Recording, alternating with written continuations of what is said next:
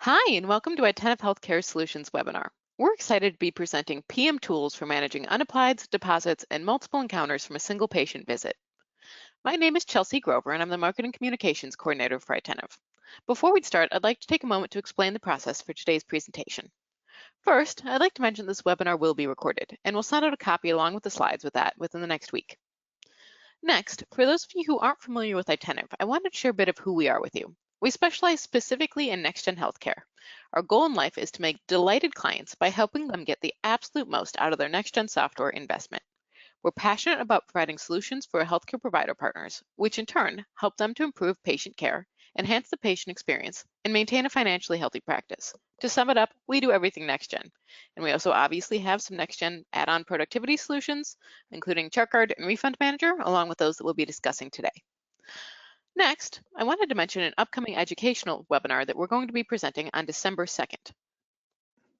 On December 2nd, we'll be presenting Navigating Parental and Patient Rights, Minors and Medical Records. We'll send out an invitation for that soon, so keep your eyes open for it. Okay, so back to today's presentation. At the end of the presentation, we'll open the floor up to questions from you. We'll answer all the questions at the end, but you can type them in the questions area of the webinar control panel whenever they occur to you. And finally, for audio clarity purposes, everyone's phone will remain muted throughout the entire webinar. If you experience audio issues, please use the chat box to let us know so we can resolve them.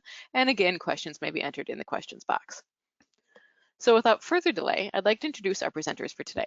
Tom Seco is Attentive's Business Development Manager and subject matter expert on the products, and Joel Schultz is Director of Product Solutions at Attentive, which means that he and his team are the people that actually built these powerful tools and thus is in a great position to demonstrate it. So Tom, I'm going to pass it off to you. Feel free to get started when you're ready. Okay, thank you very much, Chelsea, and thank you everyone for joining our webinar today to learn about a couple practice management tools that have been developed for efficiently managing your co-pays, your deposits, your unapplied balances, help you more efficiently enter in multiple encounters for a single patient visit. The format for today's webinar is I'm going to take you through a couple slides in the beginning to give you an overview of each product and how it helps increase the efficiency and effectiveness of the billing staff. Then I'm going to turn it over to Joe Schultz, and he's going to take you through a demonstration of each of the products. Each product demonstration will take about 15 minutes. Then I'll come back on and give you an overview of who Attentive is. And then as Chelsea mentioned, at the end, we'll answer any questions that you may have as well.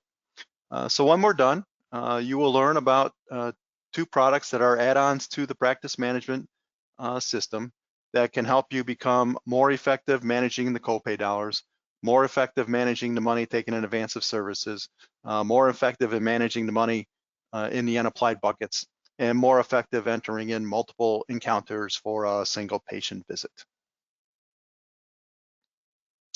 So we'll start out talking about the Unapplied Deposit Manager.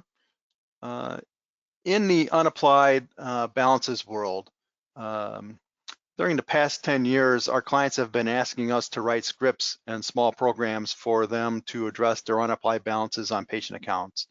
And in that 10 years, as we were talking with our clients, the common challenges that they have expressed to us have been they have a backlog of unapplied credits. They want to find a better way to process the copay dollars.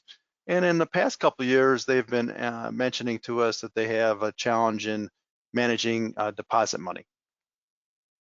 In the past year, we've been keeping statistics on the common challenges that have been mentioned to us. And here, the percentages that you see are the percent of practices that have stated this type of challenge to us in their unapplied world, if you will. So as you are going through the webinar today, ask yourself the question, what challenge or challenges do we have as a practice or a health center when it comes to unapplied balances in our NextGen system? Is it one of the above three common challenges, or do we have a different challenge? And once you've identified what those challenges are, then go into a problem-solving mode. Ask yourself, what's causing our challenge? What's the contributing factor or factors that are causing our challenge? And to some of the that have been mentioned to us, some of these causes that have been mentioned to us have been not enough staff or not enough time, need a better process. And then when you get through with that problem, that issue of identifying what the challenges are and what the causes are of those challenges, then identify solutions for those challenges. And those solutions could be, oops, sorry about that. Those solutions could be adding more staff or making more time or improving your process or applying technology to the process.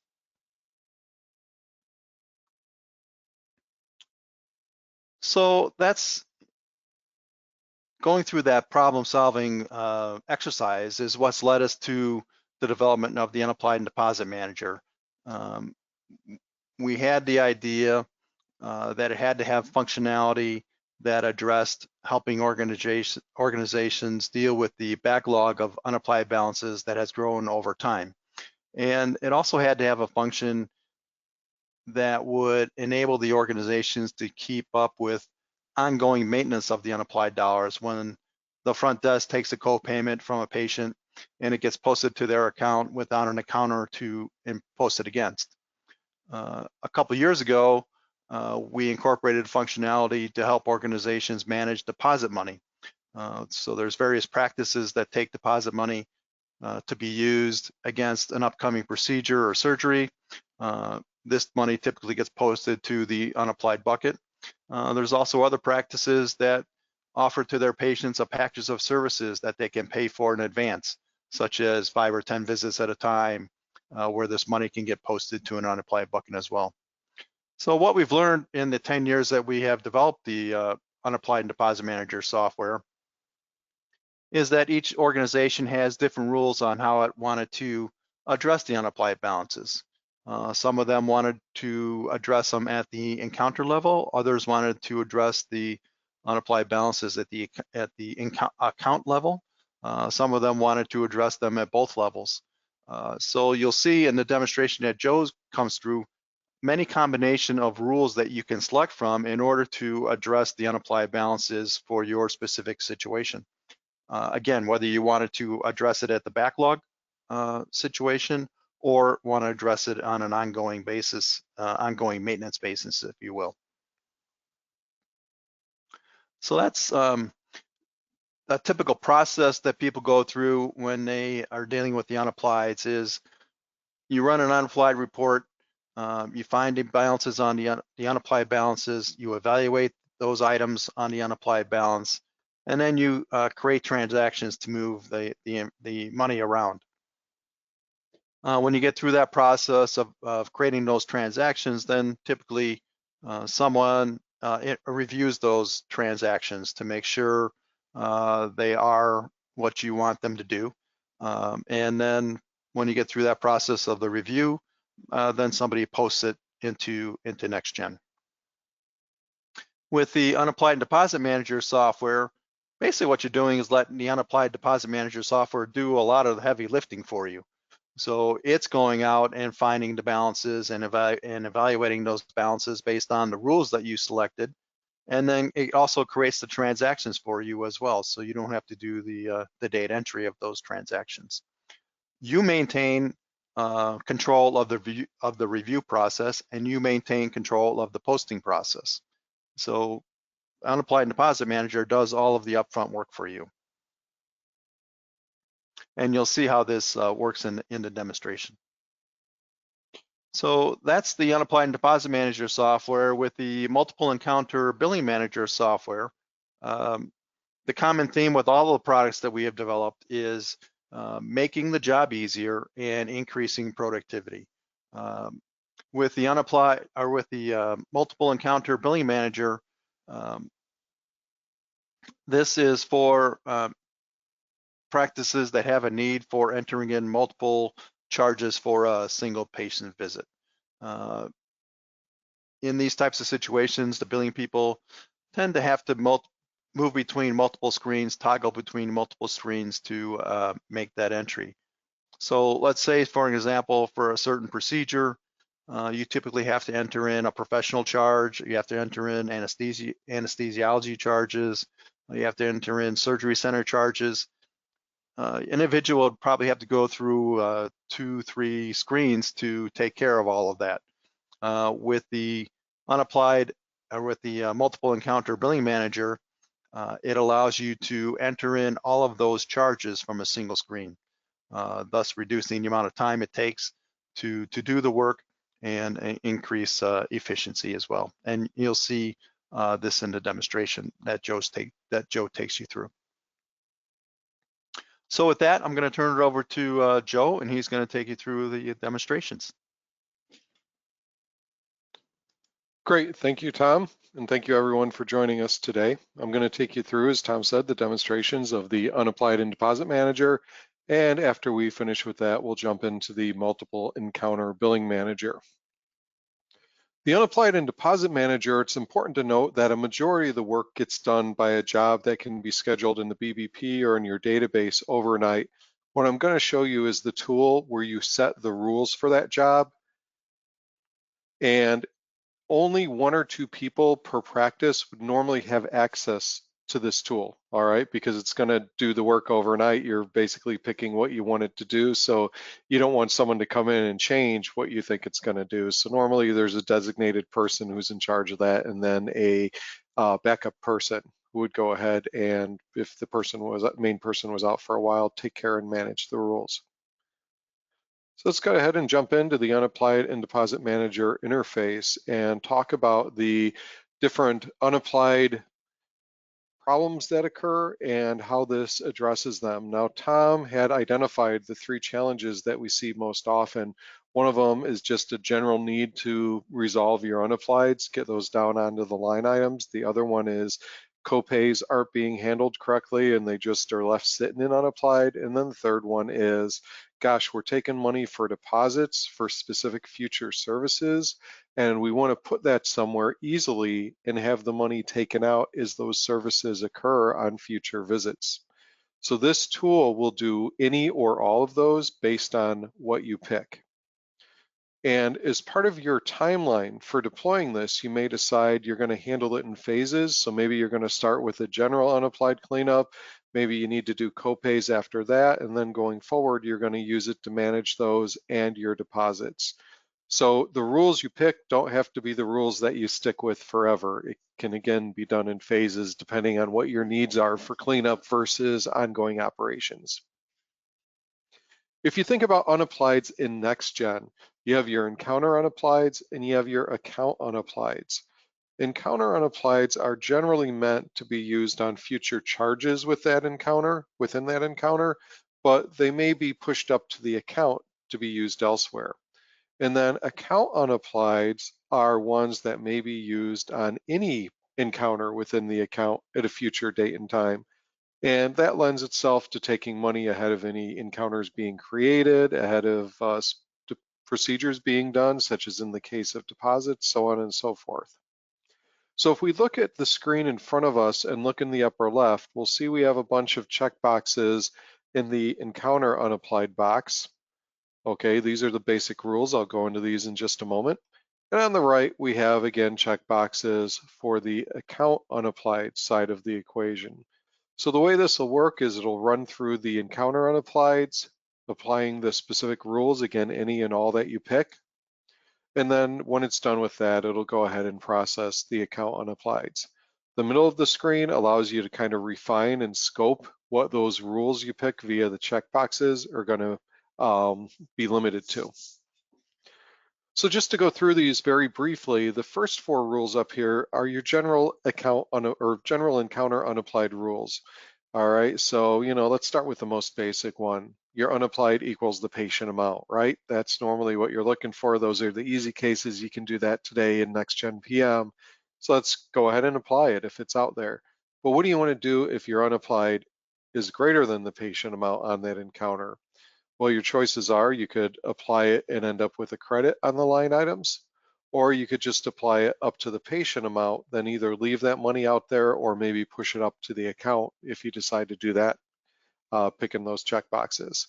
Now, if you do apply it with a credit, what could be useful there is then you use a tool like our refund manager to pick up those line item credits and refund them back to the patient. And that's useful if you're managing your progress on a encounter by encounter basis. We have some groups that do that and some groups that holistically look at the account. So this gives you options either way to pick how to apply those. And of course, if we're doing equals to and greater than, we have the option for if the unapplied amount is less than the patient amount, yeah, go ahead and apply that too. So these are the basics out there, right? Let's go ahead and get those unapplieds taken care of. This is our general unapplied issues. Now, what if you're doing copays? Well, traditionally, copays fall into specific amounts, and those amounts are normally different than your odd, patient balances of unapplieds, which may, end up with, numbers like $49.62, right? But your copays are usually even dollar amounts. So what we allow you to do is pick your favorite copay amounts, the ones that are most commonly used in your practice, and enter those into a grid. And then whenever a match is found for those, you can say, you know what, apply it up to the patient amount or apply it with a credit. Now for copays, generally you may want to keep these on the same encounter and you may want to look at refunding them if they're overpaid. Maybe a copay was assumed, but the type of visit that was eventually coded didn't require a copay, in which case you'd want to apply with a credit and then refund it out using your refund process or our refund manager tool. So we could say, go ahead, here's our amounts saved and, apply those and leave a credit because we're handling the copays. And then if we're just doing copays, we might turn these ones off up here. So in our first runs, we're looking for those specific amounts. And then after we've resolved those, we may come back and turn these ones on. Now, if there's money left on the encounters, okay, after you've applied the unapplied, then what do you want to do with that encounter unapplied balance that's remaining? Well, you can pick to do nothing, or you can pick, let's go ahead and move it up to the account to be used on other encounters elsewhere in the account. You can say, you know what, we're going to handle those manually, so let's just create a task and have someone go through and review those, and then they can manually decide what they want to do. All right. So I'm going to get into this other checkbox in just a second here, but what I've covered here is the general unapplied and the copay issues that end up in unapplied. Now within this, you can say, you know what, let's go ahead, we're just starting to use this, let's pick certain providers we're going to use, let's go ahead and just run it for certain locations right away. Let's just run it for, specific letters of the alphabet, last names that start with A through C, so on and so forth.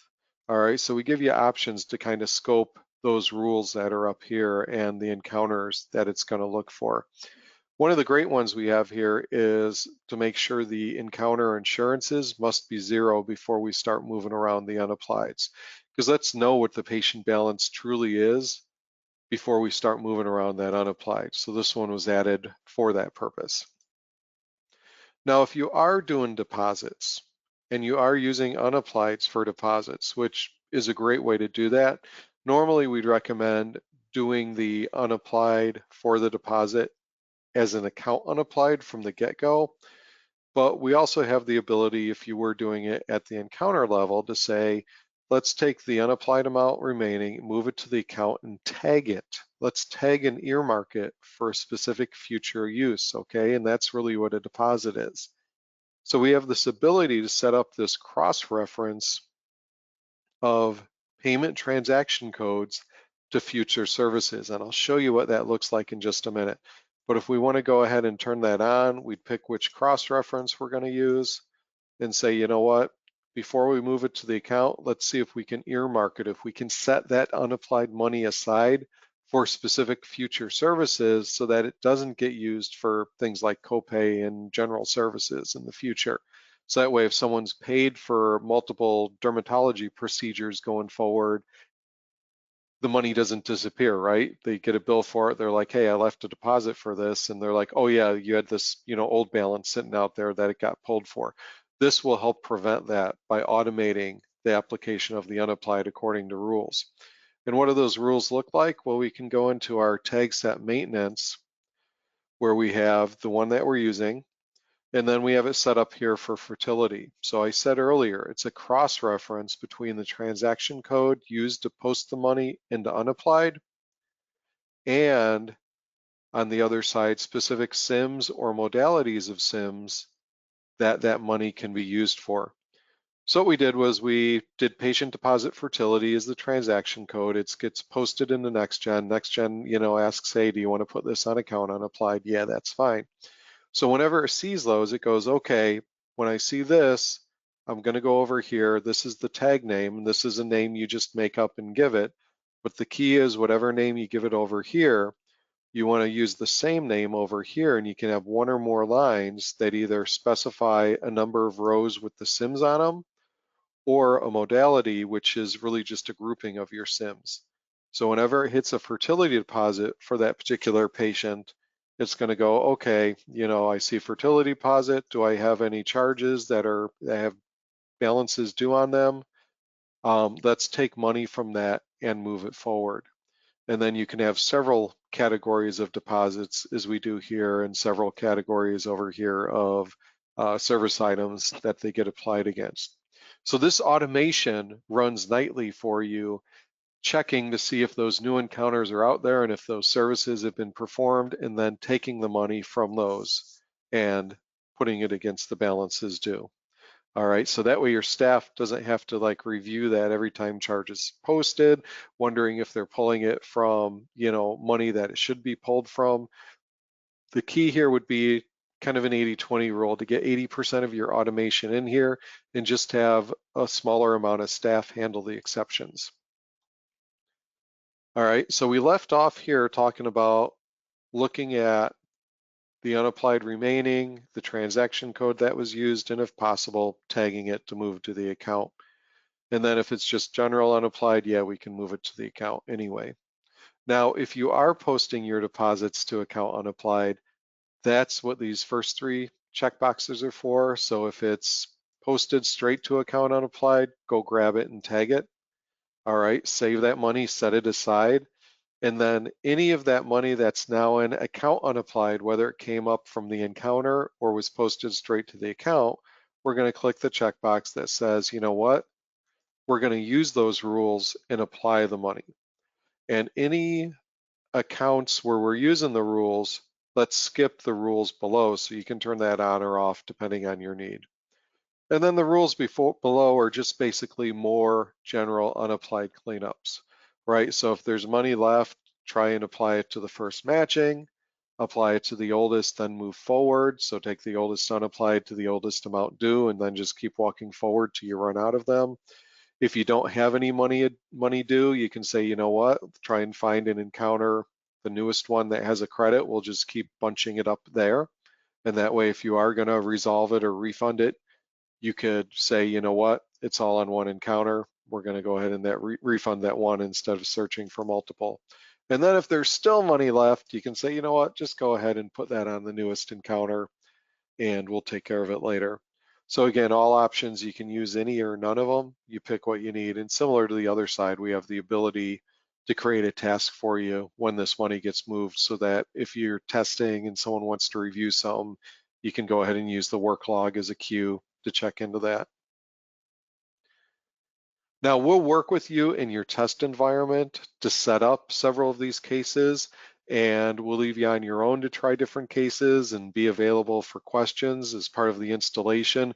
We want to make sure that you're picking the rule sets that meet your need, and you've kind of broken down the problem as Tom was discussing earlier in the slide to determining, which one you want to solve first and then taking care of that one and moving on to the next one. Now, when you're testing, you have the ability to run small amounts of test data through the system interactively. However, in production, you'd normally pick whether you want these rules to be paused for a while, run once, run nightly, hit save, and then each night those rules would be applied and you'd come in and have batches with the parameters that you set. So this would be the descriptions, the maximum number of transactions to put in the batch, so on and so forth. So you'd have batches to review the next morning. Now, when you're testing, you probably don't want to wait till the next morning each time. So like I mentioned, we do give you the ability to run small sets of data through and make sure it's doing what you want. So right here, I told it to go ahead and do that. What it's showing me down here in the grid is the transactions that were created. If we want, we can save this to Excel, but more importantly, we can come back over here into NextGen and see our batches that were just created. And because they're standard NextGen batches, you can go ahead and step through them.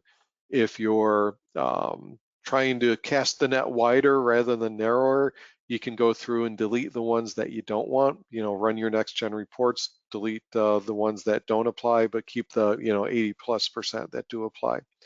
So again, different ways of helping you solve the problem.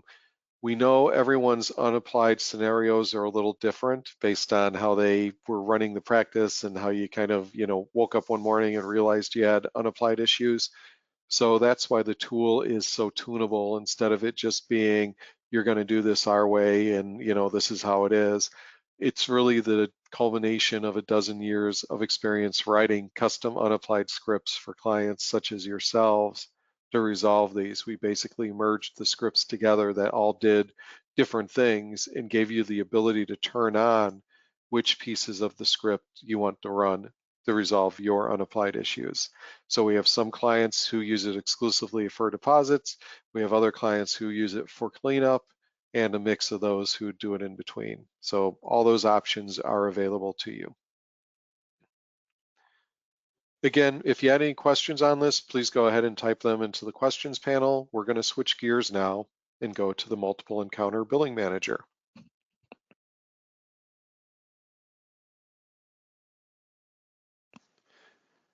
So the multiple encounter billing manager is set up a little different. This is an interactive tool.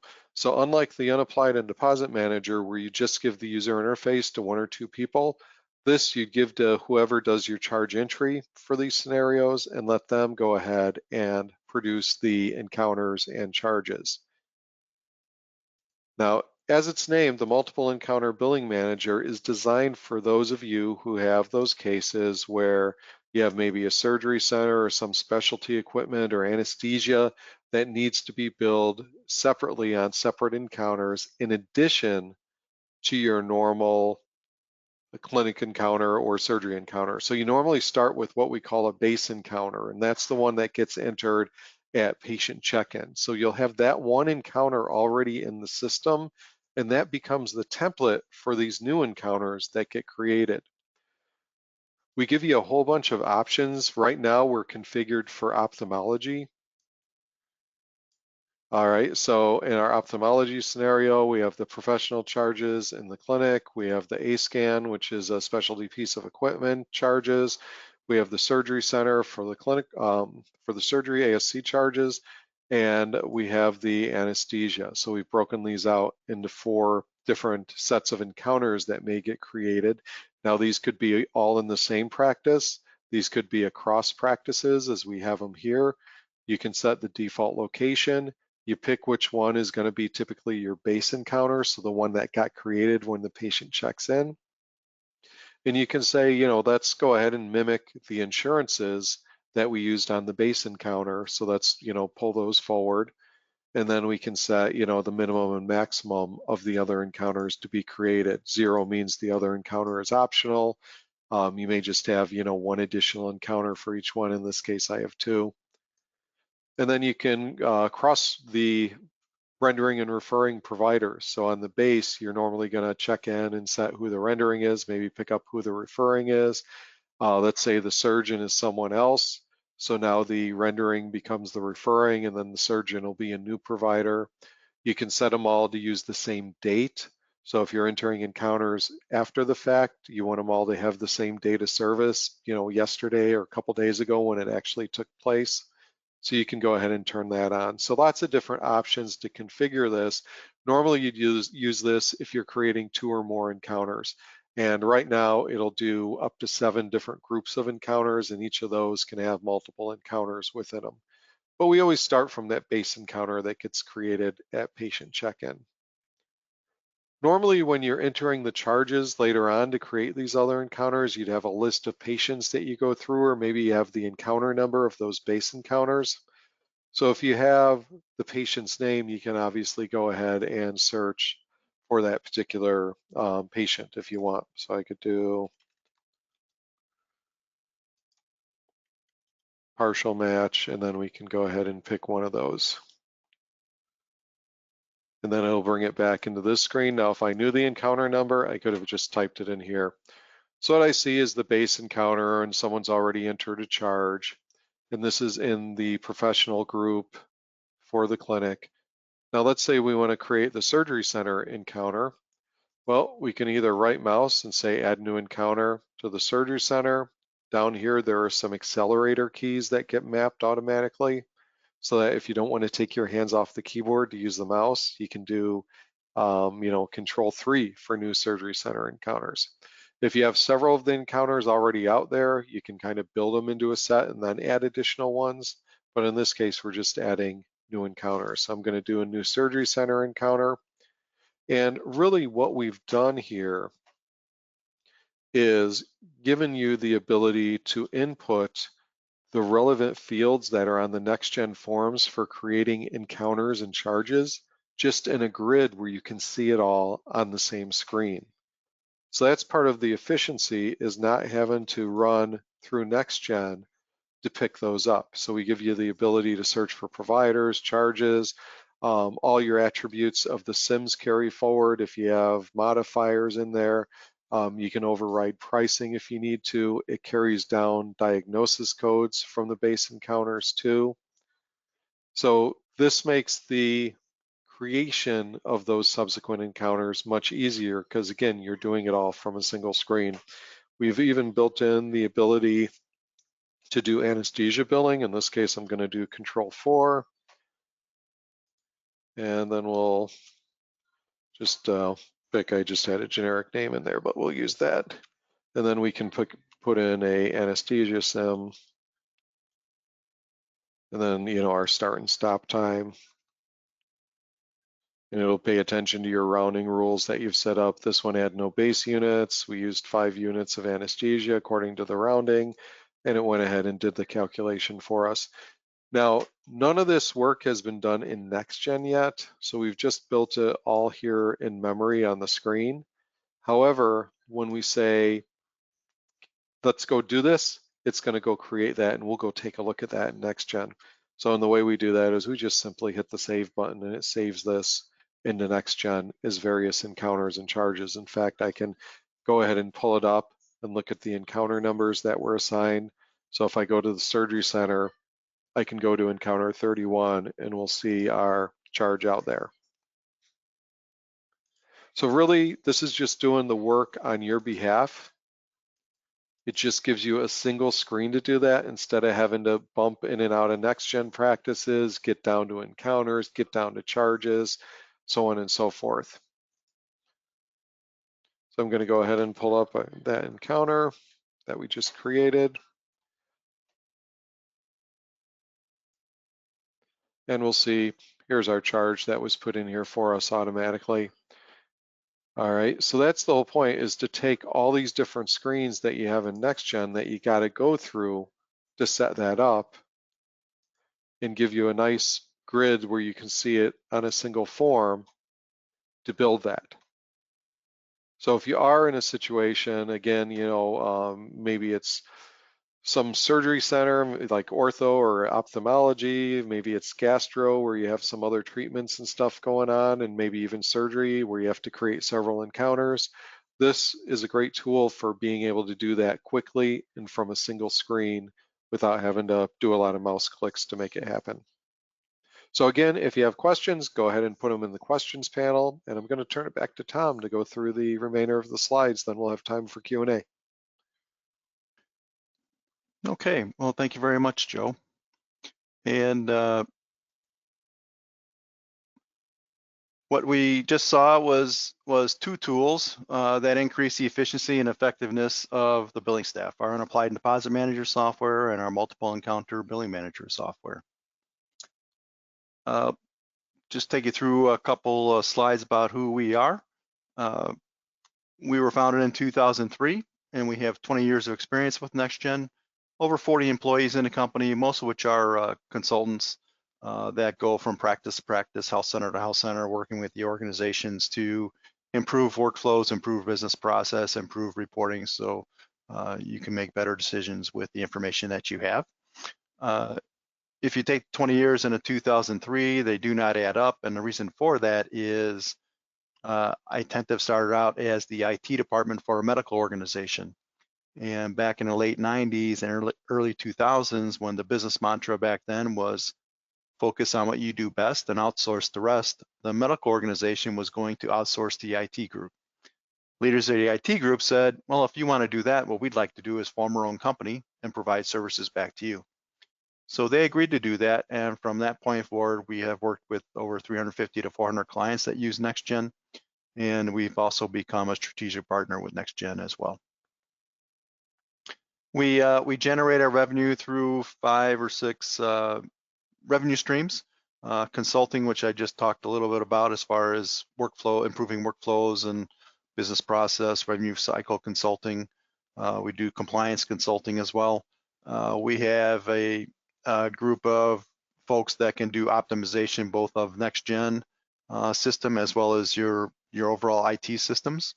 We have a group of technology folks that can do customization of templates and write customized reports for you.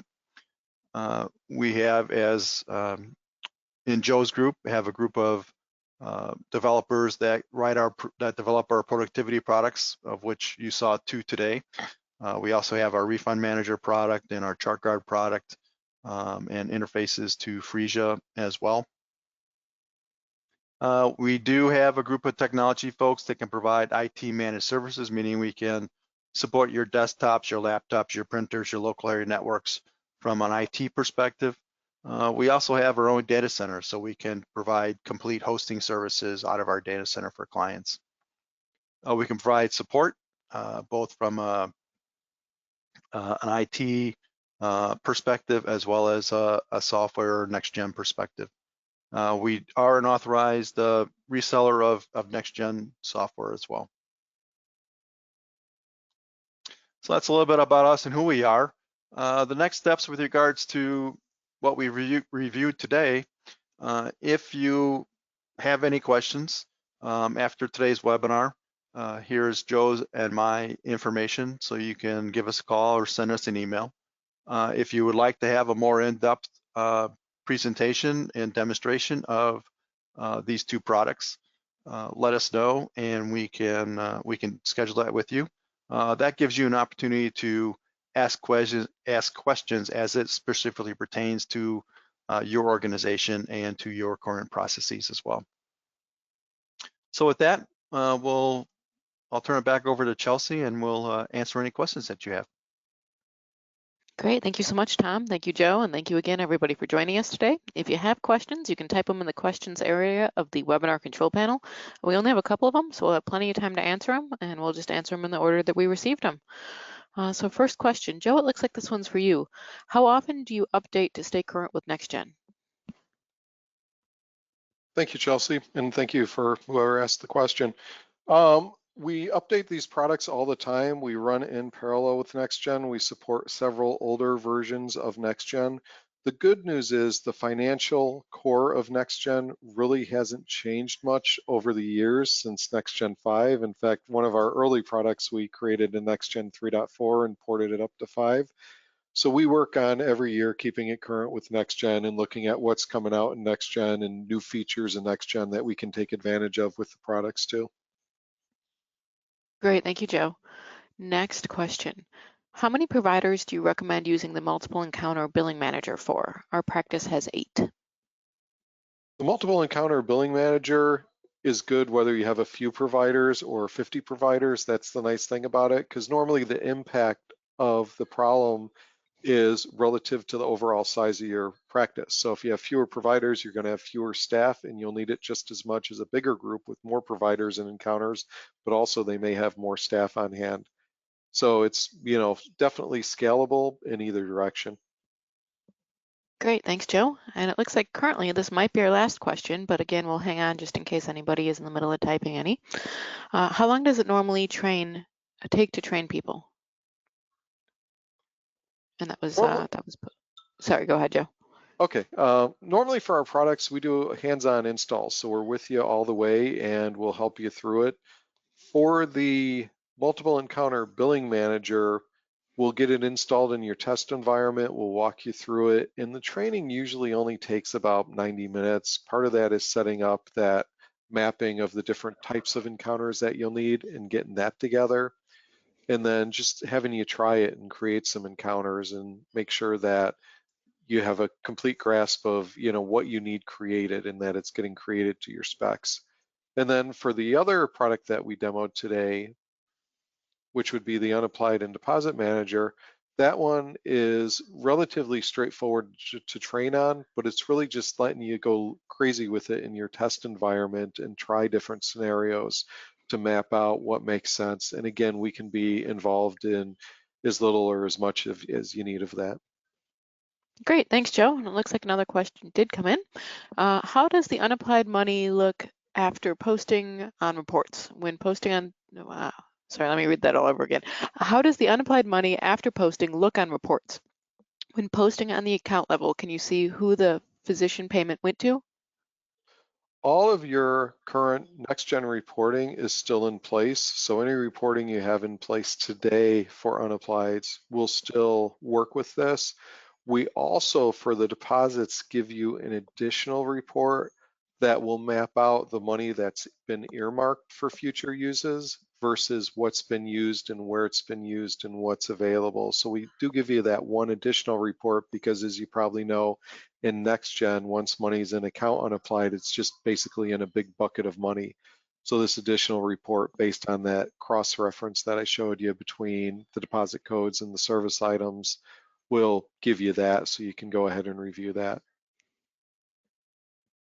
Okay, perfect. Well, thank you, Joe. It looks like that's all the questions, but if you have any questions that occur to you after this, you see both Joe's and Tom's information up on the screen. You can also always reply back to any of the generic webinar invites or follow-up emails that you receive. Those are sent from me. So basically any way that you can get a hold of us, we're happy to help. We're here to answer questions. That's our purpose. So don't hesitate to reach out to us.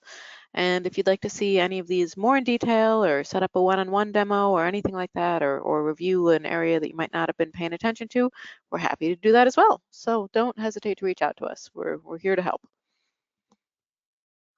Thank you everybody for joining us today, and we hope to see you up at our next upcoming educational webinar and on December 2nd on minor medical records. Thank you, everyone. Have a great day. Thank you very much.